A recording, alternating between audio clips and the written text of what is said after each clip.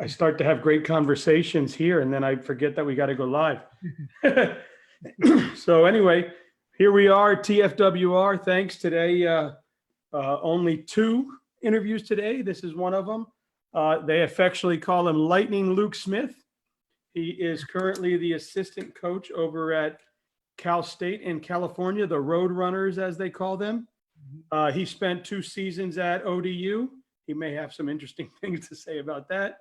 He wrestled at Central Michigan. Again, I have become the platform for Central Michigan. 4-time NCAA qualifier, 4th at the Greco-Olympic trials, 6th at the Senior Freestyle World Championship trials, 8th at the Freestyle University World Championships, 2-time wrestling state champ, and 114-2 in high school. And a little birdie told me that he's got some badass nunchuck skills. I haven't practiced in a while. I'm out of practice. But I used to. So welcome, man. Heydays of like Bloodsport and all those like kickboxer movies. Like growing up, I used to take the chairs and try to do like the Van Damme splits and want to do all that stuff. Watch, obviously, love Bruce Lee, Enter the Dragon, like all those things. And grew up in Wisconsin, out in the country, so I had to create my own fun and entertainment because parents wouldn't let me have video games and things like that. So you were only allowed out to like milk the cows and do stuff like that, right? Yeah. Well, my dad grew up on a farm. Luckily I didn't have to do farm work, but that's how he got into wrestling. Is he was one of 8 farm kids, and the only way you got out of doing chores is you got to choose one sport. And I think wrestling was the longest season, so he chose wrestling, and then he obviously ended up really liking it. So he got his 4 boys into wrestling, and then I was the youngest of 4 boys that wrestled, so I got the crap kicked out of me all the time growing up. So I started when I was 3 for self-defense purposes, wanted to know what the hell they were doing so I could defend myself. Because they were just throwing you around. You were the football. Yeah, exactly. That's funny. So you have 4 older brothers, or no, 3 older brothers? 3 older brothers. I'm the youngest of 4. And where did they wrestle in college as well? My oldest brother, Sean, wrestled at Oklahoma State. Actually, his roommate his freshman year in the dorms was a Florida guy, Jeff Reagan. Oh, wow. Yeah. And so he wrestled Oklahoma State. That's pretty good. The other 2 brothers, no? Other 2 didn't. Second oldest had some Division II offers, but he was a little bit banged up, so he didn't. And then third one didn't. He didn't really want to wrestle. He just felt like he had to because all of his other brothers wrestled. But he was actually the best of all of us when in like youth wrestling. He was, if they had his highlight tape from when we were like little kids, it would have been like that Steve-O video. He was so mean and aggressive. He would make kids cry. He was called the Manimal. Wow, that's incredible. And it's crazy. I talk to people all the time, and the little brother ends up being like the best. Yeah, our head coach is the youngest of 4 boys that wrestled as well. So yeah, I mean you have to survive. Well, they used to, like I said, we grew up in the country, so we had to create our own entertainment. And sometimes the oldest 2 would make me and the second youngest fist fight each other for their entertainment. And it'd be like you got two choices: either you fight Jared or you fight us. I was like, well, I have a lot better chance against Jared than I do against Sean and Corey. So I guess I go that route. Yeah. Oh wow. So battle. So that's cool. So let's kind of get into it. So right now you're at Cal State. You spent a few years. I have a lot better chance against Jared than I do against Sean and Corey. So I guess. Hold on. Sorry, my other thing came on. All right, good. So I try to open up Facebook because sometimes people comment, but then when I open it up, I got to quickly mute it because then it starts to repeat. Oh yeah. So man, I mean, I guess obviously a lot of your friends and stuff over there with what went on, huh? At Old Dominion. Yeah. Yeah. So, I was at Old Dominion. I've been pretty lucky to the places I've gotten to coach so far to learn from a lot of great coaches. Obviously, you've had Tom Borelli on there, and he just has done he does such a great job with working with what he has and getting the most out of kids. And then I was at Old Dominion for 2 years. Steve Martin was the first coach to give me an opportunity outside that CMU system to bring me in, and totally different coaching style as Coach Borelli.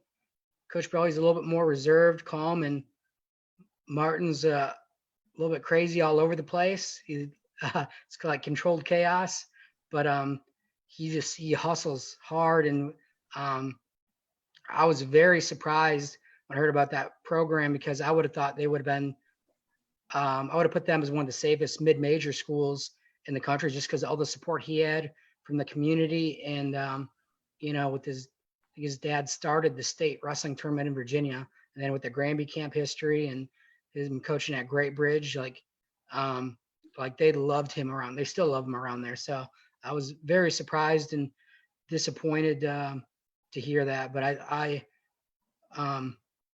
learned a lot from him those 2 years, and met a lot of great people there. Definitely was in communication with a lot of former wrestlers and guys I coached with there, and we're all just kind of blown away. You think that's a program that will bring it back at all, or do you think it's done? See, this is because they tried to drop wrestling 10 years ago. It would have been about 10 years ago in Bakersfield. And this is what I wish, because the last school, I was at Eastern Michigan also for 7 years before they dropped their program. And we were doing really well. Obviously, we just had Zedarian Perry, Florida guy, become an All-American. And we would have had 5 returning national qualifiers that next year. And it took us a long time to build that program up.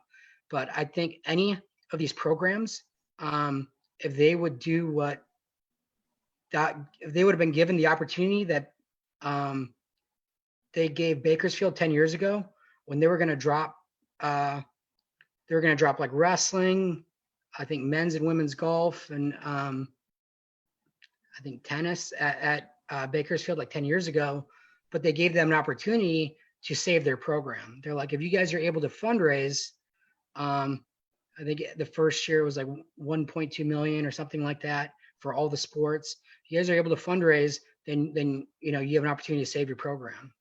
So they were able to do that. And then after that, it was, now you have to fundraise your operating budget every year. Each individual team does.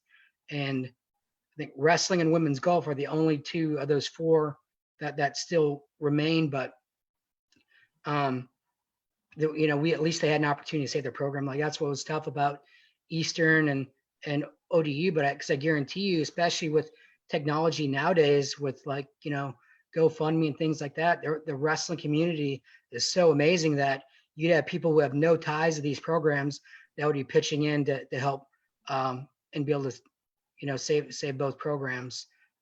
So that's the situation now where we and Borelli spoke about it a little bit, about what's going on with all the NCAA sanctions,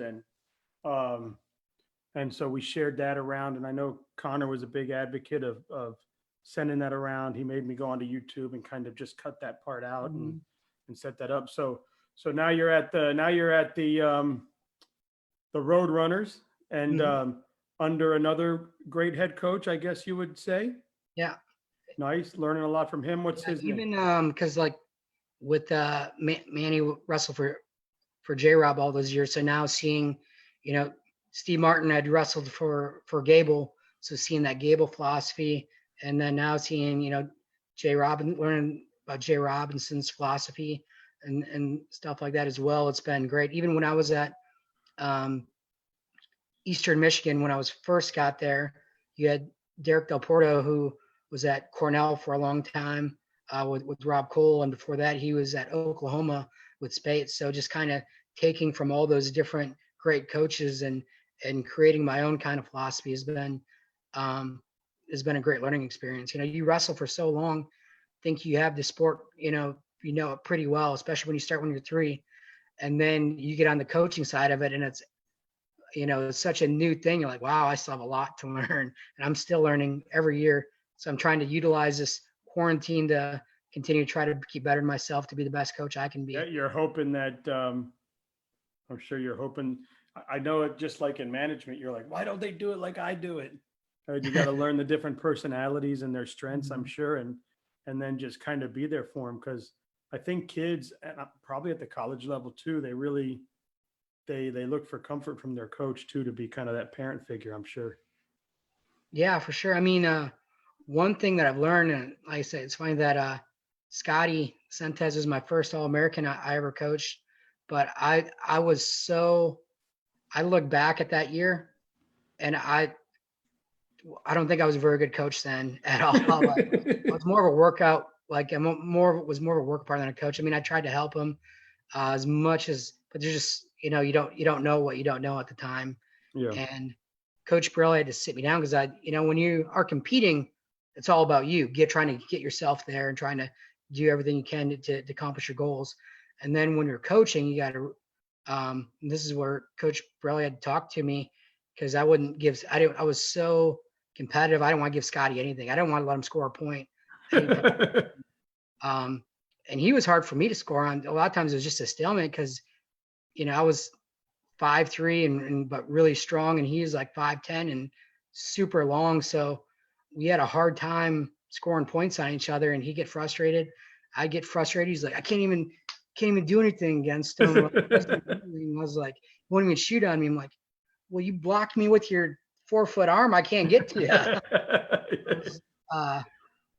So coach sat me down. He's like, Luke, you got to realize that it's not about you anymore. It's about these guys. Like, you got to give them some stuff. Let them get to your leg. Wrestle in the positions. Like, you're not helping him. He's not getting the most out of going with you when you just are trying to keep him from not scoring on you the whole time and things like that. So that kind of had to change my mindset from what it was so long from a competitor going to a coach. But it definitely things like that, and realizing that everyone, like, you talk about how being there for these guys, like, you got to coach guys differently. You can't coach everyone the same way. Different guys respond to different things. You have to find the best way to coach each individual. Do you And still do a lot of Greco training or Greco work with anyone?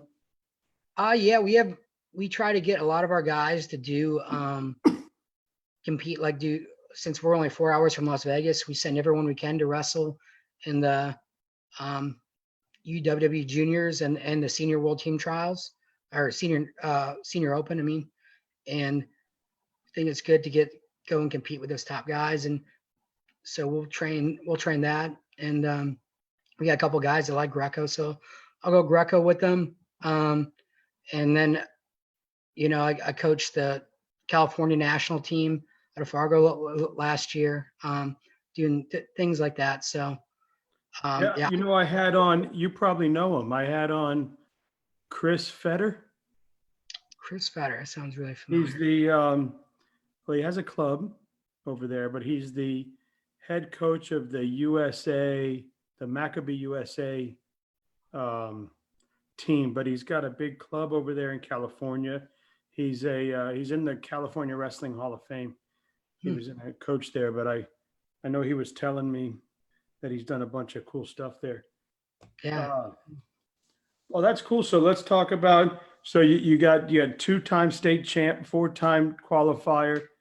So now talk about your program, man. What are your expectations with your kids? What is kind of your philosophy? And how do you keep them in line and keep them, one, being a student and make sure that that's important, and then also being able to keep them focused in the wrestling room? Yeah, so I think we do a great job of getting the right type of kids in our program. And I think that, first of all, that's really important. Guys who, with the fallout from, even though we were able to save the program 10 years ago, they were able to. I wasn't here yet, but we don't have a big budget because we fundraise our entire operating budget, and we only have the equivalent of about 4.4 in-state scholarships to recruit on. So this, for the last few years, everyone on our team has been from California, just because we have cheap in-state tuition and good financial aid. So we have to find a lot of guys who are kind of under the radar and have a high ceiling and develop them. But I think we do a great job of finding those guys who have that chip on their shoulder, didn't get what they wanted in high school, and developing guys. Since we don't have the money to go out and find the best kids in the country, we find the kids who we feel have still have a lot of potential, and we spend a lot of time. I would say, it's with other programs I've been to. I think we spend more time in developing than any other program I've been to. Like we do a lot of we do freshman drills 2 to 3 times a week, where we take all of our freshmen and our junior college transfers, and we just go over a lot of technique, and we make everyone drill it. We go through like just about every position you can think of on your feet, top, bottom, and then once we're done going through all of that, we kind of have a conversation with each one of our guys, because I don't like it when at programs where they try to make everyone wrestle a certain way. I think that's the great thing about our sport, is that you see so many different styles and so many different ways to be successful. So I want to take what they're good at and I want to add to it and kind of fine tune it. So basically you look at like football and any other, sport, like everyone has a game plan. So it's about developing their game plan and getting them to execute their game plan as best as possible. So that's what we spend a lot of time doing, sitting down, talking with our guys. And then after the retro, you're doing individual drills, watching film and things like that to try to get them to perfect what their game plan. So I want them, when they're wrestling, not thinking out there, just reacting. If a guy does a right hand collar tie, like maybe you're going to post it to a high crotch, maybe you're going to pass it to a pick, maybe you're going to punch out the elbow, underhook, like you're not waiting there, because when you wait, then that opportunity is gone. Now maybe you just give him an opportunity to score. But I want every position to be, where you're going to work from there to find a way to score. That's awesome. And that's kind of, when I talked to Coach Borelli, your head coach, and in college, he says the same thing. He looks for the guys that are kind of under the radar, that he knows he can build them up. You're a Division I program, aren't you? Yep. Yeah, we are. We are Division I. We've actually they started the program. Joe C, who's a really legendary coach, Hall of Fame, he started the program in 1972, and they were Division II, and that was back when Division II national champions could wrestle at the Division I national championships too. And since he started the program, we've had more Division I All-Americans than any other California university.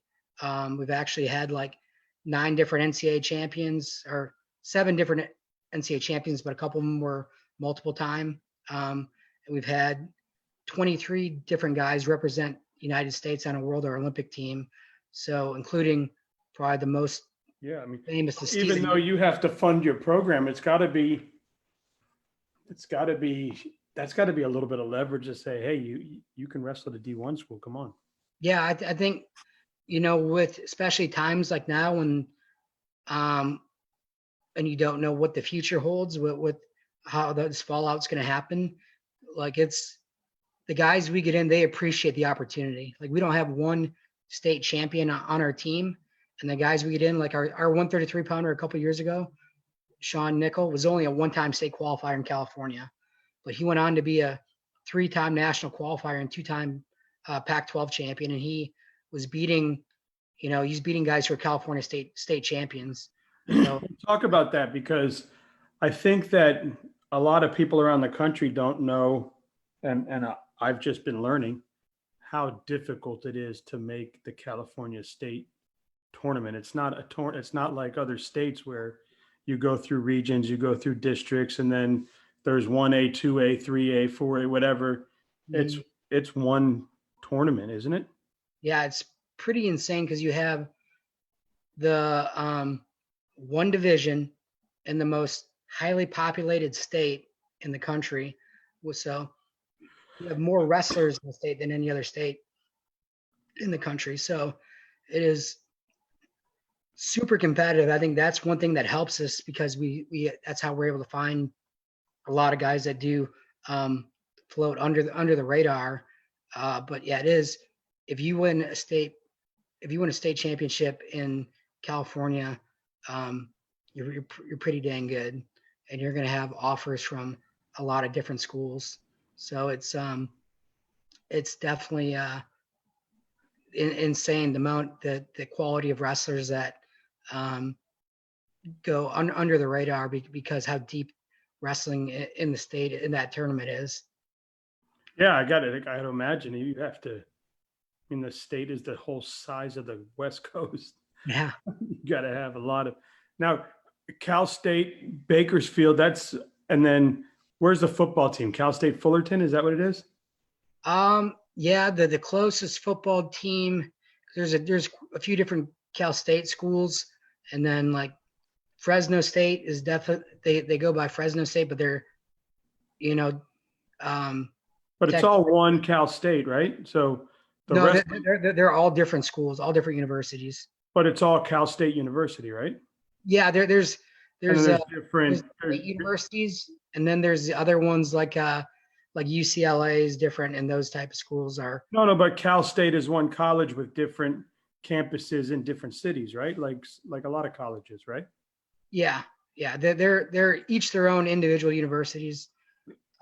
Their wrestling team is at Bakersfield. Yeah, right. But like Cal State Fullerton used to have a wrestling program, then they got dropped, but they were a separate university and program. Oh, so it's not like I know that the Florida Gators are up there, but they have different campuses. Like they have satellite campus, UF, mm-hmm. whatever. Oh, so it's more like a state school, and then mm-hmm. different parts of. Oh, that's interesting. Didn't know that. Cool. Well, so what are some? Now you spoke about some of the intangibles because you kind of went into all that, and then how important is education in your program? Like what do you do to allow them to succeed, not just on the mat, but when wrestling is over? We try to, yeah. Ultimately, you're trying to set them up to succeed for life after wrestling. Cause, as you talk to any of these coaches and ask them how their bodies are holding up after wrestling for as long as we have, like you can't wrestle forever as much as you'd love to. So we put a huge emphasis, like we sit all of our guys down and we talked to them about, that if you look at the most successful people out there, I feel really strongly that they're not trying to be like, I want to be a really good wrestler, but a terrible student, terrible person, only good at wrestling. I think the most successful people try to be the best at whatever they do. Like they want to be the best, they want to win every sprint on the track. They want to try to be the best student they can be. They want to, try to be the best person, the best friend they can be. And, how you spend your 4 or 5 years in college is going to dictate how you, how you handle the rest of your life.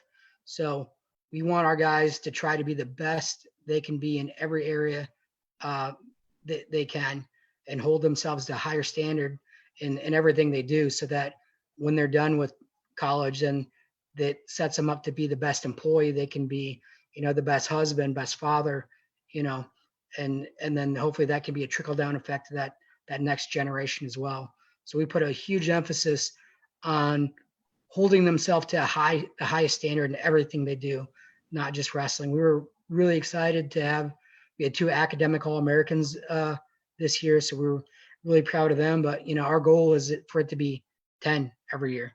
That's awesome. That standard doesn't drop for other guys on the team. That standard is for every single person on our roster. Sure. Was there anything that you wanted to discuss with the public here? Is there anything that you want to get out? Do you want to talk a little about Cal State and why choose your program? Before I ask you some questions. Yeah. Um, I think Cal State's, like I said, I think the guys that we have, um, they really appreciate the opportunity. They're all in on the understanding that it's a process. You know, a lot of the guys we get, nobody's there, but um, it's all about continuing to get better every single time, every single day. Like we talk about, just a lot of that stuff I think helps our guys in this current situation is you can't control at this point if right now somebody's better than you are right now. You can control like what you do about it after that match. And that's like this situation. You got to focus on the controllables. And if you're able to do that, then I think you will be able to get the most out of every situation, and it'll help you grow the best you can as well. So Well, being a kid from Wisconsin, I mean, shit, what's it like to be in California now? that is, it's not like, I thought California, seeing the movies and stuff like that, is going to be super crazy. And I had to fly out of LA. LA is definitely crazy. But Bakersfield, actually, what I like about it is that it's still, even though it's a good size city, it still has that small town blue collar feel. But we're only like like an hour and a half from the beach, 4 hours from Vegas, 2 hours from LA, 4 hours from like San Diego or San Francisco. Like everything's close proximity. We're like, I think less than 2 hours from the Sequoia National So, I Forest. mean, come on, you're a kid in the Midwest or you're a kid in the somewhere, not Yeah. that your state or Midwest isn't cool, but to get a shot to go to like California, chill in San Diego, For I mean, sure. live that life, that's got to be a great Yeah. thing too. I would have never thought it was possible we do an outdoor duel in February every year. And growing up in Wisconsin, I would have never thought that that was a possible thing to do. So we had Yeah. probably about a couple feet of snow in February in Wisconsin, and we're like 75 and sunny doing outdoor duel meets on our soccer field. And it's, yeah, And that's something that I could never comprehend until I moved down. and you're like, I'd like to stay here, please. Yeah, definitely nice. I mean, you get some hot summers, but it's a dry heat. But I'll take a hot summer over having to deal with that ice and snow in the wintertime. Yeah, that's cool, man. Well, hey, good for you. And I'm glad you're doing well and out there uh, and kicking butt. So you ready? Yep. All right. So you're down by 3 going into the third period. You have a choice: top, bottom, or neutral. Going in third, I'd still go down. Folk style or freestyle? That's tough. There's things I like about both. So you're a guy that's going to tell me Greco. I was thinking about it, but there's really, I love throwing people in Greco. The feeling of throwing somebody for 5 is probably like when the bat hits the ball, it's a home run. You know, freestyle, I love that. I had a really good front headlock. And folks, I love scrambling. I used to scramble a lot. So there's things I like about each, but I probably go with freestyle over folk style. Headgear, no headgear. No headgear. I haven't had anybody say headgear, by the way. Um, okay, only one day available to train. Do you go to a rumble or to a clinic? One day available. Who's running the clinic? Makes a difference, right? Yes. If it's a Colot clinic, I'm probably going to that clinic. Yeah. All right. Who wins the rematch, Loudon Swain or Brian Shute? I think Brian Shoot. Which title holds more prestige, Super 32 or Fargo? Ooh, that's tough.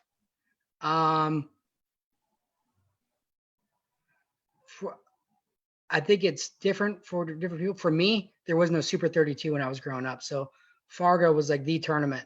So that was like my brother beat Cale Sanderson in Greco at Cadet Nationals.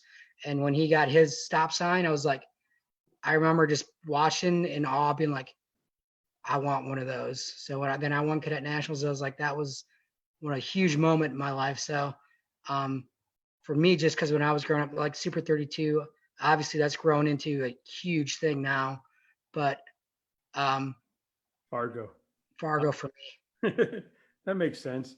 And then here's the last one about wrestling, and then the last three are just fun stuff.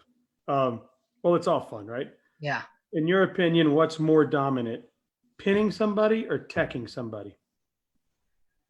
Probably tacking somebody because you can always get caught and pinned. But um, I always like to try to pin guys for a couple reasons. And even when I had a pretty good high school career, but one, I didn't want to like, cause wrestling's such a tough sport as it is. I didn't want to embarrass a kid by taking him down, letting him go and kind of delaying, or The inevitable. the agony. Yeah. And also my mentality was, this is my mat. He doesn't deserve to be on my mat with me. So I am going to pin his ass and get him off my mat so he knows that he doesn't deserve to be on the mat with me. That was always my mentality, was to try to end the match as quick as possible. That's badass. I love it. That's why I still have, I think, 2 of the top 5 fastest pins in CMU history. I love it. So, all right, here we go. Popeyes or Chick-fil-A? Ooh. I think I'm gonna go with Popeyes, the spicy. I like the spicy tenders. I like spice. All right. So, in general, chicken nuggets or chicken tenders? Tenders, more meat. And then Whopper or Big Mac? Whopper or Big Mac? Yeah, I was never really huge on either one of those because I hate onions. That's like the one thing I can't stand is onions. And even though you tell them no onions, they always put onions on their Okay, steak. so how about this? Burger King fries or McDonald's fries? I would actually go Arby's fries over both of them. The curly fries. What about not Arby's? What's the other one? The little drive-through that has the 2 little windows that you walk up to? And they're seasoned like the Arby's ones. What is that called? They're usually on like the corner streets in the hood. What is it called? Checkers. Oh, Checkers. I've only had Checkers a few times, so I can't. Those fries are good. Yeah. Zachary, my little 11-year-old in the background. Checkers, Dad. You can tell he's got a fat dad. Yeah, when you're cutting a lot of weight and it's off season, then all of them you won't turn down. Yeah, that's cool, man. Hey, well, I do appreciate you coming on, man. And I hope I asked all the right questions. I hope you're able to talk about what you wanted to talk about. If not, come back on and we can do it again, or we can keep going right now. Totally up to you. And, yeah, I mean, obviously everyone's got spare time right now, but no, I appreciate it. It's been great. This is something for another platform to people to watch, and appreciate giving smaller schools like like Bakersfield an opportunity to come on and speak. Just kind of going off of with Coach Borelli. I mean, I definitely think it's important that I know everyone's in different circumstances and situations with everything going on, but to make sure to try to support these smaller programs. Like I said, our whole program is based off of we're a community, supported organization. Without that, the community supporting us, we wouldn't have a program. I like being a Wisconsin guy. I like to call us like the Green Bay Packers of college wrestling, being community funded like that and being owned by the team, by the community kind of. But we are doing a car raffle right now at bakersfieldwrestling.com. So you can buy, we only sell like a maximum of 1,000 raffle tickets for it. So if you want to support Bakersfield Wrestling, be part of the Roadrunner family, you can go check that out. Yeah, make sure you put the link and stuff on the comments. All right, for sure. And then speaking of Green Bay, what do you think of? You think that quarterback controversy? You know what's ironic is that quarterback is from Bakersfield. That's just kind of crazy. Small world. It's like full circle. And Um, and A Rod's a California guy yeah, too. Northern California guy as well, and even Devonte Adams played at Fresno State, which is only like a hour and a half north of Bakersfield. So I got that's to imagine Aaron Rodgers is going to be a good role model because I know that mm, I don't think he got that in Brett Favre. yeah. I don't know. It's kind of crazy. I remember because growing up, like Favre was like my hero. He was just tough, and I see so many quarterbacks who are crying for flags that they barely get touched. And Favre loved the contact. He was just old school tough. He loved throwing blocks. He would take hits. He was like the Iron Man. Well, I Not think I think a lot of that rubbed off on Rodgers yeah. in a way because I think I heard him years ago talk about it, and you never really hear about the relationship he and Favre had. But one thing he knew was I better be tough because they saw Brett Favre for all these years. If I go out there and I'm not hmm tough, I'm going to have a problem. So he's been that guy. It seems like. Yeah, for sure. That's even though Brett wasn't going out of his way to try to help him take a spot, I think he still learned a lot from Brett with just how he carried himself and how he competed. I think both of them still, they're both still warriors out on the field. And I think Love will come in and kind of learn that from Aaron too. But I think he understands how Brett felt a little bit more now than Yeah. he did then. So it's Again, though, the best thing that happened to him was those 4 or 5 years sitting there. yeah.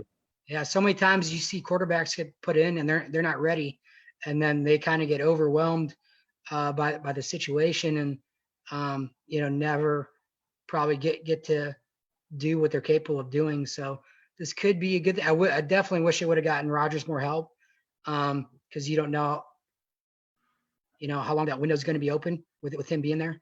So that was disappointing, but I'm not going to pretend like I know better than all these people. Like I was mad uh when people were talking about like Aaron Rodgers is going to take Brett Favre's spot. I was like, my loyalty what was to Favre, Yeah. but ended it that turned out pretty well. So Yeah. Yeah. Not too many teams can talk about. I mean, I grew up in Miami, so of course my hero was Dan Marino, and then Don Shula passed away this morning.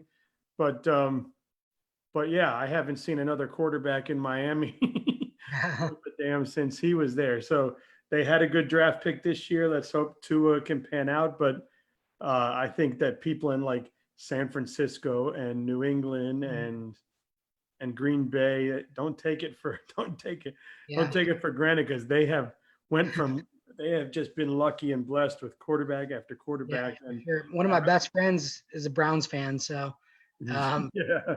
I make sure to be grateful for all these good years we have. I'm sure that there will be a time where they're going to be struggling, but right now it's been great that they've been competitive at least every year in the mix for a really long time. So I'll definitely I enjoy got to it. tell you, I don't think New England's going to miss a beat with the quarterback they have there. Yeah, well, it's pretty amazing. Like because one our most infamous alumni is Stephen Neal, who was um, a two-time NCAA champion for Cal State Bakersfield, and then he went on to be a world freestyle champion. And then after getting beat out for the 2000 Olympic team, he went out and tried out for the NFL and got signed to the Patriots, where he won 3 Super Bowls with the Patriots as a starting offensive lineman. And that was after not playing football since high school. Um, so obviously he was a very special athlete and he had a very special mindset too. But the first thing when I got to meet him in person is I asked him what made Belichick such a great coach. And the things that he talks about, I think the same things that I think Coach Borelli and that Jay Robinson, when you talk to their guys, had too. He's like the two biggest things were about attention to detail, um, and just like being accountable, everyone doing your job. And I think those things, the focus being on those and kind of taking some of those big egos out of it by just focusing on those things. That's how they're able to, even Popovich, I think has done a great job in the NBA with sustained success with not having the greatest talent because I think just those things go a long ways with being successful for a long period of time. What does that say about wrestling? Holy crap. I mean, to all those football coaches out there that are just stubborn as hell and won't allow their football players to be in a wrestling room for whatever stupid reason they want to make up. And the worst reason I hear is no, we want them at our off-season workouts, which is just weight training. It's not Mhm. like off-season running sprints or doing whatever. So I would put your football off-season workouts up against any high school wrestling season workout Mhm. for $1 million. I mean, there Yeah. is no way that your football off-season workout, and then here you have a guy, he probably played football in high school just because he had to, because he was wrestling and football, whatever, it's just something you did, right? And then he goes off and he wrestles for 4 years, wrestles in the Olympic trials, whatever, and decides I'm going to walk on to an NFL team, which is supposed to have what? How many people are on an NFL team? 100 and something players or 72 players. The greatest, some of the greatest athletes in the world. And this guy's a wrestler and he walked onto your team and beat out offensive linemen that have been playing football since they were 4. Yeah, it's pretty crazy. And I think even this year, because I think NFL and even college coaches are smart enough to look for that wrestling background. I know I've seen multiple interviews with coaches saying that they love getting guys that have wrestled. Um, but I thought I saw something where 4 out of the top 6 linemen taken were wrestlers, offensive linemen in the NFL draft. Um, so that just those guys who have that mentality, those football coaches they're only holding their players back, So I hopefully more and more coaches start figuring that out, and um, yeah, they'll see some huge benefits from it. Yeah, and I mean, I understand like you don't want your player to get injured or stuff like that, but when they get injured, they could sprain their ankle walking across the street. I mean, give them an Yeah. opportunity. And Mhm. with that being said, I don't.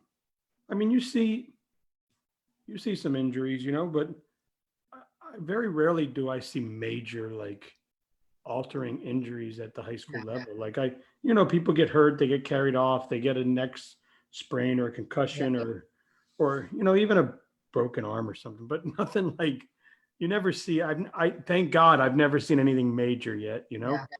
where Yeah. like, I think and the other thing I know when I was in high school, our football coaches didn't like um they didn't want their guys to wrestle because they didn't want them to lose weight. They want them to get bigger and stronger. Well, I think now you don't see the extreme weight cutting you used to see.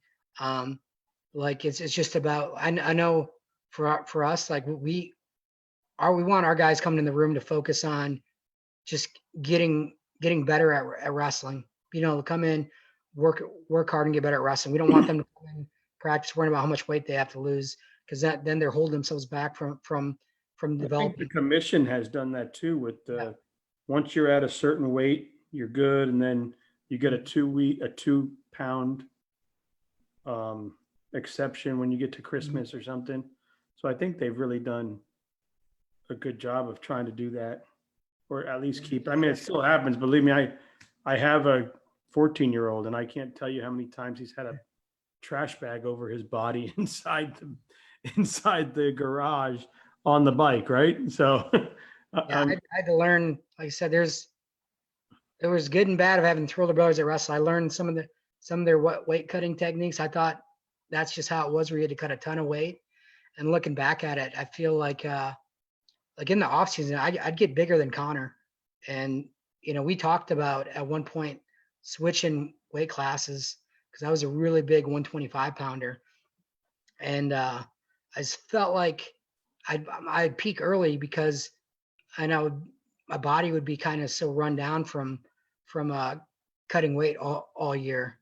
Um, and then a lot of times that's what leads to injuries too, is you can't protect yourself when you're trying to cut a lot of weight and things like that. So if I probably could go back, I probably would have done that. Although my senior year, I was actually really disciplined over that summer and got my weight down ahead of time and got to where I was living around 5 pounds over, made it a lot easier. Just the injury was unfortunate, but I think you got to make one of those two. It's either you're going to be really disciplined with your diet and how you're eating, but if you can't, well, and that's what we tell guys, if we're not going to tell you what weight class to go, but when you compete, if you're not competing the way we want you to compete, or you can't wrestle as hard as you can for 7 minutes or longer if it goes into overtime, then we're going to make you go up. Then we're going to make the decision for you. Yeah, well, I think they learn, like, I know with Daniel, he's learned how to float. He's learned how it floats and stuff now. Like he understands that. I don't know why these kids like to weigh themselves at night. I keep telling them morning, but I know these kids get it in their mind and they want to weigh themselves every minute. I mean, he'll be at a certain weight and then mom will make like chicken or something, and he'll weigh himself with the plate in his hand. Same thing. He'll go get the chicken and put it on the plate and go weigh himself with the chicken. Please tell me he's not the only kid that's done that. Oh no, I'm sure. Like you probably talked to a lot of former wrestlers, and they were able to. I was able to step on the scale fully clothed and know how much I'd weigh when I took how much each article of clothing weighed after a practice. Like I could step on the scale and know what I was going to weigh when I stripped down. That's funny. Yeah. So he knows now. Like he's like, oh man, I know I can float 3 pounds when I sleep. So kind of like he's learning all that stuff.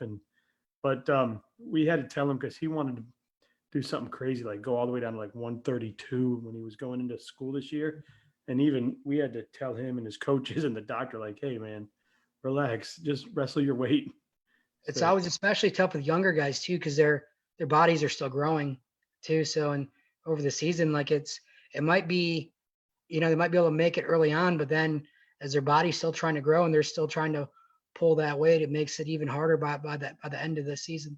Well, and I think especially for someone like him, for a kid that has been wrestling a couple years, in the first 2 years, he was a 12 and a 13-year-old kid wrestling on a high school team, so he was getting smoked, right? But I think it takes time for their mental to catch up with who they actually are now, because I think in their mind they still think like, man, I'm scared. Those 138s are big. I'm gonna go. And you're looking at them going, wait a second, you realize you're 138 too. You're not the kid from last year that was 13 and 3 inches smaller. Like you're as big as those kids now.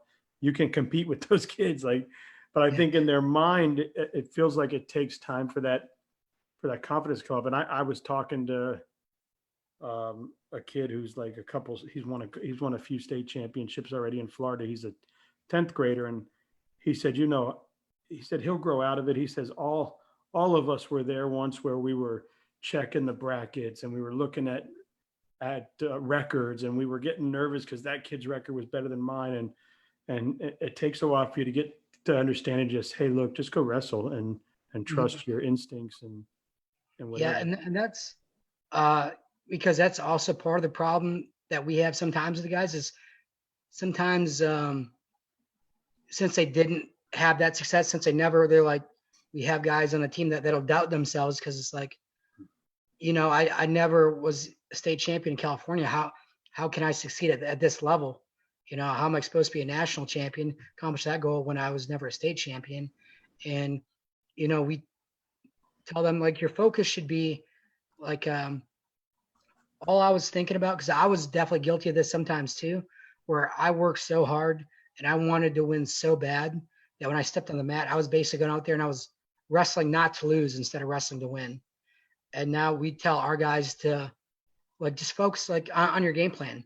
Like I used to when I wrestled the best, like before I go out there, I was just thinking like how I'm going to score. I was just kind of going through those scenarios in my head of what I'm doing off the whistle. I was going to club the crap out of you, and I was going to go right-handed underhook, and I was going to throw it by to a single, or I was going to snap you down and do like a gator roll, what we call whoopty roll, and try to pin you right away, or I was going to get on top and I was going to try to rip your shoulder off.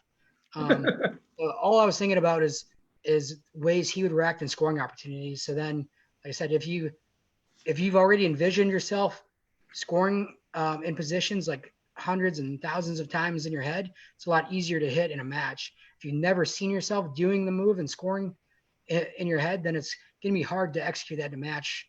That's when you have those little delays, those hesitations. But so we I mean, tried to focus on I that.